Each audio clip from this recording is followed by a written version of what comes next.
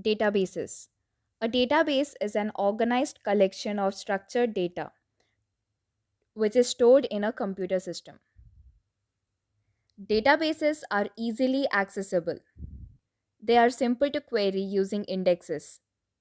We can also easily search through the data. Databases are optimized for a specific purpose and can have different features.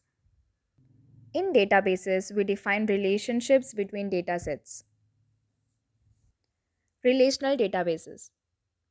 It is a type of database that stores and provides access to the data points that are related to one another.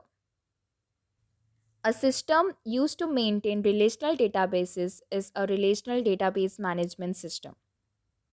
Suppose I have a data of my office employees.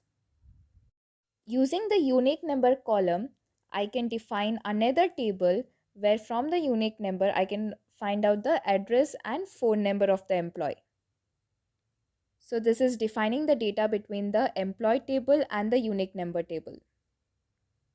So in such a manner, I can define more tables or relations. Like from the manager table, I can define which department my employee is from. So in relational database, we mostly query using SQL language. SQL or structured query language updates databases and commands for accessing the data.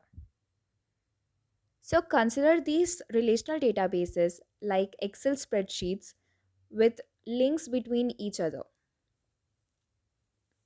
Next, we have NoSQL database. NoSQL means non-relational databases. NoSQL databases are built for specific data models. NoSQL usually stores large amounts or say large volumes of semi-structured or unstructured data. NoSQL databases have high scalability and flexibility compared to the relational databases. The storage mechanism of NoSQL database is usually key value pair. It has high performance as compared with relational database. MongoDB, Redis, and JSON document are example of NoSQL databases.